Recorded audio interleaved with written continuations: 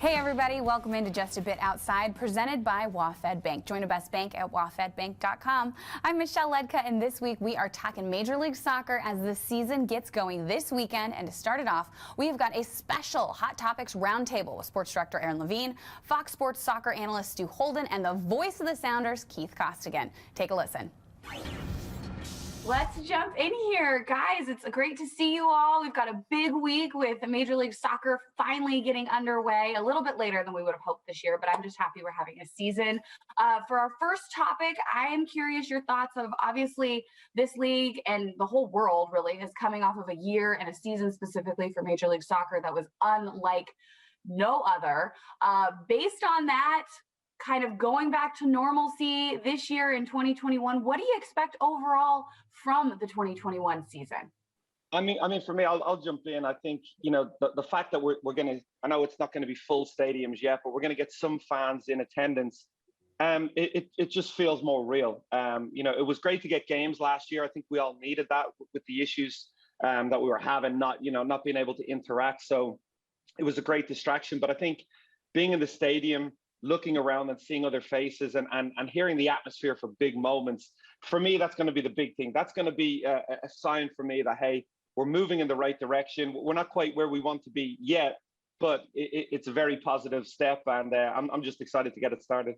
Yeah, I would say, Keith, I echo that. I mean, football, soccer is really a sport that is built around football culture, and the fans create these environments and these atmospheres. And casual sports fans, friends of mine that aren't avid soccer fans, I bring them to soccer games. Their first comment is always about the fans, whether it's LAFC or in Seattle and Portland, Atlanta, some of these incredible atmospheres that have been built in such a short time in Major League Soccer. Really, it didn't feel the same last year. I mean, a credit to the league, a credit to the players, a credit to everybody involved to pull off the season, like Keith said. But I do feel, going back to the beginning of last year and the momentum that really this league had going into the 25th season, to get the 25th season done was an accomplishment. But I think you're going to feel that energy again around these games. I feel it certainly heading into this weekend. And, our first game is going to be Seattle, Minnesota. What a great way to kick it off. Yeah. That game last year was incredible. And I think about the game last year where Seattle won and went to Cup. I mean, that game, had it been in front of a packed house at Lumen Field, would have been one of the all-time games in Seattle history. And it's a shame. Hopefully they can create some more of those moments. Yeah, I still think it is one of the best games, but yes, you're right. If it had been a full stadium, it would have been incredible. This week specifically, Stu, I mean, 7,000 fans might not sound like 35 or 40,000, but I know they're going to do their best. And remember, they've also been cooped up in their homes for 13 months too. So they have a full year's worth of energy just to let loose this week. I also think there could be some road bumps with COVID. I think we're all expecting that sometime this year, but there's really going to be some normalcy to this year. And I don't think anybody could be less. I mean, I'm so excited about that in general. You guys touched on the fans there. I want to jump right into that. I mean, this will be the first time for Sounders that they've been able to play at home, now Lumen Field, in front of fans since they won the Cup in 2019. What do you think that is going to add? You kind of touched on it already, but kind of to a deeper level of the play we see on the field. Do you think it'll add some more like pre-match jitters, anything like that? I think in a good way. Look, playing in front of fans was always the thing that just gave me the rush. I remember playing against Seattle in their inaugural season in Major League Soccer, and I hadn't experienced anything like that in MLS before. And I think it was 40,000 fans. We ended up, I believe, tying that game, thankfully. But look, even as a broadcaster now, we get the pleasure of being able to go to these stadiums and call the games. I get excited going to Seattle, and the fire cannons come off, and there's the long walkout and the slow clap of all that. But on the other side, it does create these moments as a player too, where you start to get a little nervous when maybe things aren't going well or your team's not playing well. The fans get on your back. That creates an added element of pressure. But there's no single player that in MLS right now that would tell me that they would rather not play in front of fans. Well, Stu, I think if you remember, I think it was last December in England, there was a spell of about 3 weeks where they allowed in. We're like, we are never taking this for granted again. Yeah, they used every swear word they had in the book in the first 5 minutes. Yeah, a lot of apologies from the commentators. Yeah, but it was like at the end, I remember Jurgen Klopp going over to the fans and doing the fist pump, and it was like, 2,000 fans, when you get that that noise and everybody is pulling in the same direction, look, you may say it's only 7,000, but it's 7,000 more than we had at the last home game. I think it's going to be electric. I think those fans in attendance know their part in this, which is to make it as real as possible, to create that atmosphere that Seattle's famous for. And I mean, what a great way to start the season. I think Stu said it already. That game against Minnesota last year was incredible. They're coming in for revenge. You know that. You know Adrian Heath is still smarting about that game. So it's going to be a fun one to kick off with. Yeah, correct me if I'm wrong, but last year's games, at least to me, felt like some of those early qualifiers in CONCACAF Cup when the Sounders go down to Honduras or some of the smaller nations and play those qualifying games. And at least on TV, it looks like there's only 1,000 people there max. They just didn't really have that energy. And so I think it's going to be a lot different this year. Both Keith and Stu brought up great points. We get to open the season against Minnesota. Gosh, I should probably learn how to speak before then. But we get to open up the season against Minnesota, an incredible match that we all saw against them last year. You mentioned it a little bit that there's obviously a chip on Minnesota's shoulder going into this. I mean, do you think there's too much hype for this match? Do you think there's too much pressure on that this is the opening match of the season for these teams, that they have to live up to that performance? Or do you think they're like, yeah, let's do it again. That was fun. First of all, was that your Minnesota accent when you go Minnesota? Minnesota. Okay. I didn't want to say anything. You could have just let it roll off the tongue. I was trying to be in character. It's fine. Yeah. I mean, Minnesota's been on a really steady build over the course of their, MLS existence. And they had all the excitement around this new stadium, and they went out and they've spent a lot of money. So this is a team, their first couple seasons kind of slogged it through, and then now have shown a real ambition to go on and reach that next level. And they signed a guy last year, Reynoso, who just hit the ground running. And he was actually sensational that game against the Sounders. He scored the free kick. And they still feel they should have won that game. I know the Sounders rallied back. They did not play well in that game. Svensson and, the late heroics off the set pieces, and the Sounders being the Sounders. Minnesota are going to want to start this season on a good foot. And really, I think they're going to come into the building on that first game and show this energy and intensity. And I actually think it's a nice way for the Sounders to start the season, because it didn't end well for them. The disappointment of losing to Columbus, and Brian Schmetzer will want to be preaching, this is a team that's going to have to set the bar high once again, as they have continued to do throughout Seattle's history. Yeah, I think for me, we're going in maybe for the first time a little bit blind, because we normally have a regular preseason. Teams have been around each other. You get that water cooler chatter. Hey, you hear the Sounders are looking good in preseason. We don't really know anything about the team. We know there's going to be a change in system. It's going to be two up front. Very rarely do you see a team that's been successful, change their system, change their shape or whatever. So I think, I don't want to. Keith, how much of that do you think is because of no Jordan Morris and him getting injured? Yeah, I think Brian mentioned that. It was kind of in his head. I think last year there was times when he said, yeah, I wouldn't mind having a look at two, because Will is such a competitor at this level too. But yeah, once Jordan went down, I think it was a no-brainer. You don't have any really natural wingers. You have fullbacks who can get forward. So, but I think it's nervous excitement to see this new edition of Seattle Sounders, because they didn't necessarily have to change that much given the success they've had over the last few years. But if you aren't evolving, you aren't getting better as well. So I think Brian Smets is excited about that new challenge. Yeah, don't get me wrong. I am excited about this new season, and I have nothing against new soccer, but I just want to replay the last 20 minutes of the game last year. Can we just do that this weekend? I mentioned it before. I think it's one of the best comeback wins in Sounders history. Most memorable. It will be ultimately known as the most memorable comeback win in Sounders history. But I think in terms of comeback wins, it's on par with the Seahawks NFC Championship game, a comeback against the Packers in the last couple of minutes as well. Those are probably the two most memorable comebacks in Lumen Field history. It also says something about, a team coached by Brian Schmetzer. They never give up. It was so great to see a point like that reinforced with actual proof last season, that in the most critical time when the chips were down, nobody blinked. And so maybe not the same dramatics this weekend, but we'll obviously see the same determination to win. And it'll be great to see the team obviously back on the field. I'm sure as much as they welcomed the offseason and the recovery and getting some, time with their families and away from probably all the quarantining and testing and everything that they had to do during the regular season. I'm sure the Sounders team specifically is eager to get back out there, because that loss to Columbus was incredibly disappointing from start to finish.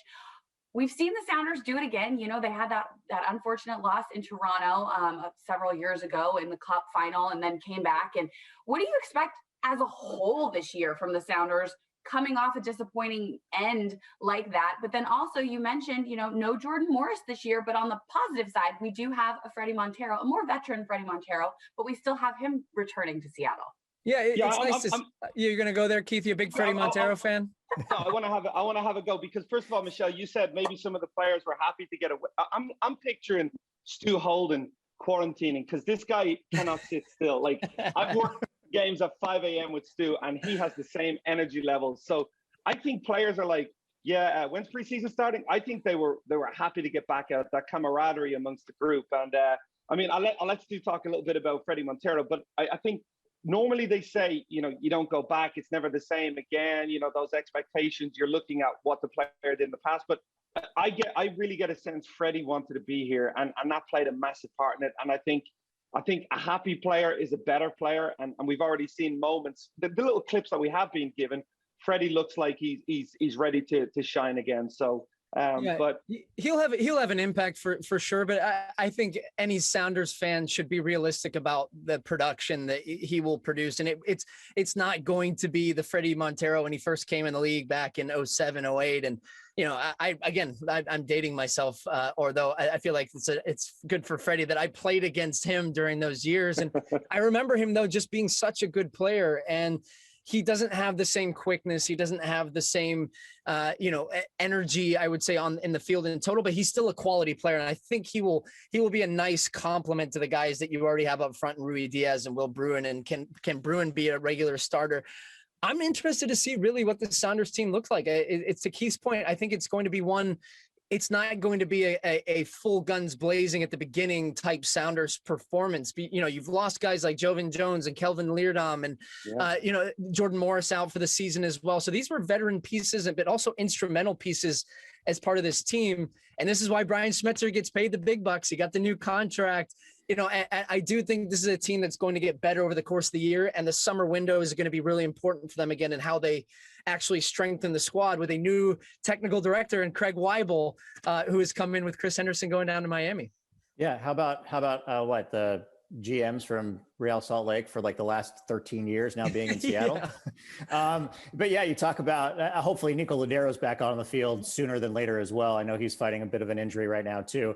Also want to bring up a potential under the radar factor here. I think the extra month of rest and delaying the season until April might actually have a positive effect on this team. And I know that they were probably banging their heads against the walls, wanting to get back out there after that loss in MLS Cup. But I'm going to go back to the last time they were in back-to-back MLS Cups. They won that first one. They lost the second one. And because both of those seasons were incredibly long, it wasn't easy coming back so soon and trying to rebound from a runner-up finish. And I know that season was the only one where they didn't reach the Western Conference. They didn't even reach it past the Western Conference semifinals that year. That was the one year they didn't make MLS Cup. So this time you have the same situation. They've been to 2 MLS Cups in back-to-back years. They also lost Jordan Morris early on, like they did in that season a few years ago as well, this time to that transfer and then the injury.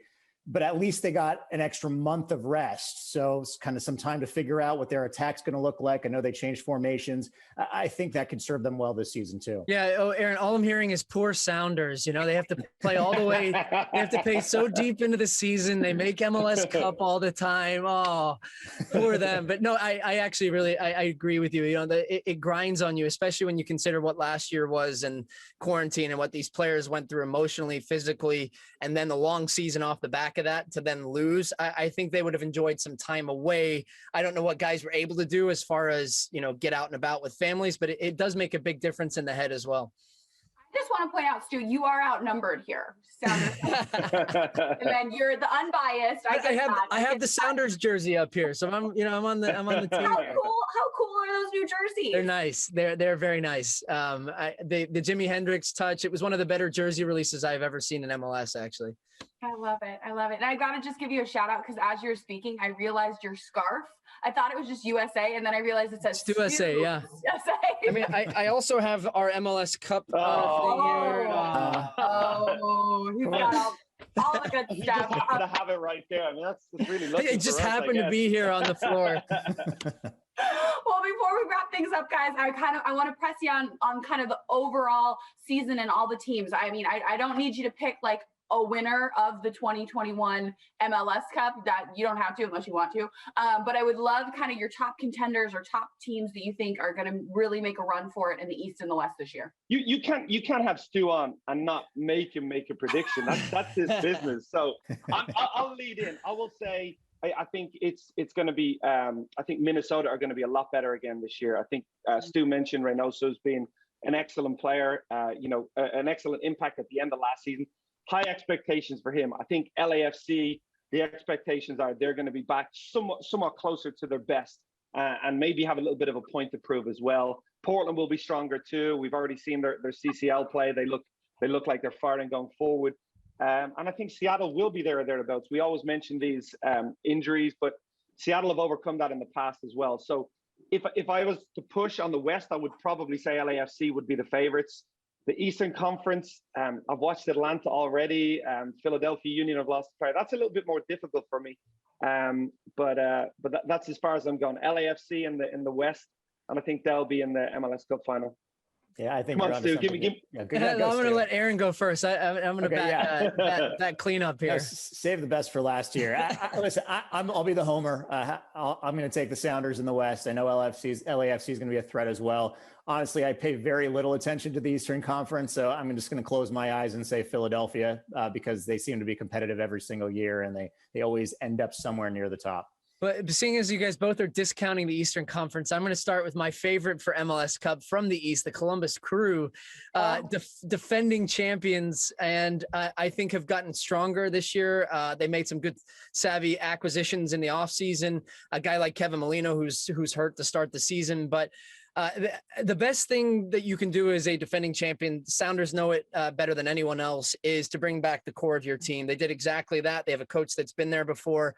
We'll see if CCL kind of causes them hiccups, if they can go further in that competition. Atlanta, I'm interested. I like some of the signings that they make. They sent me a jersey as well, so they get up on the wall of the wall of fame up here. I don't think that it's quite together yet. Keith talked about doing their first couple games, but I think they'll grow into the season. And then the West, I'm not as bullish on LAFC as everybody is. Carlos Vela's fantastic. Diego Rossi's fantastic.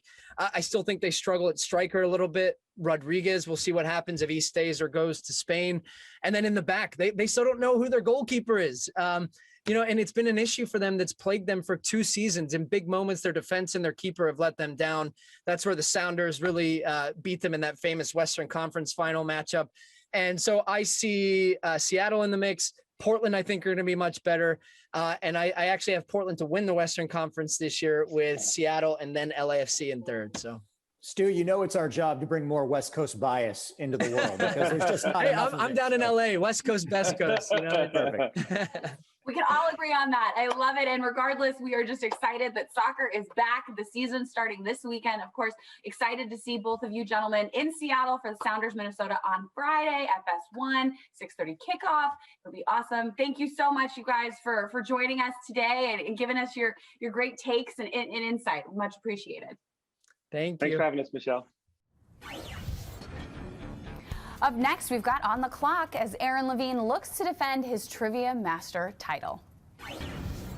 We're now joined by Steven, who wants to win a steak tonight. How's it going, and where are you from? Great. In Olympia. You're in Olympia? Well, today you can win a $100 gift card to Daniel's Broiler, so you'll have to go a little bit north if you end up winning the gift card, so you can use that. But house rules tonight, you have to beat me outright to win, okay? Okay. Each of us has a minute to answer as many questions as possible. These questions are provided by The Fish, Jeff Aaron's Fame Trivia USA. You can check him out at Fame Trivia USA on Facebook. You're going to go first. I'm going to switch headphones up here. I'm going to play some Bruno Mars right now so you can hopefully hear it. Hear that? So I'm going to take these out. Jessamine McIntyre is standing by, and good luck. Thank you. Okay, Stephen, here we go. Are you ready to be on the clock? I'm as ready as I'll ever be. Okay, that sounds perfect. 3, 2, 1, here we go. In what U.S. state was the Battle of Gettysburg waged? Virginia? Blue Ivy is the first child of what power couple? Jay-Z and Beyonce. How many teaspoons are in a cup? 24 or 48? 24. It's an odd number. How many lifesavers come in an original roll of the candy treat? 15. What team joined Major League Baseball the same year as the Arizona Diamondbacks? Oh. Pass. Stedman Graham is a longtime partner of which TV host? Oprah Winfrey. In what city will you find the MLS earthquakes? Los Angeles? What band did Paul McCartney form after the Beatles? Wings. All right, and that is just gonna do our time. Nicely done. Well, Aaron, you are on the clock in 3, 2, 1. In what U.S. state was the Battle of Gettysburg waged? Pennsylvania. Blue Ivy was the first child of what power couple? Say who? Blue Ivy, Beyonce and Jay-Z. How many teaspoons are in a cup, 24 or 48? 24. It's an odd number. How many lifesavers come in an original roll of the candy treat? Pass. I didn't hear it. Go ahead.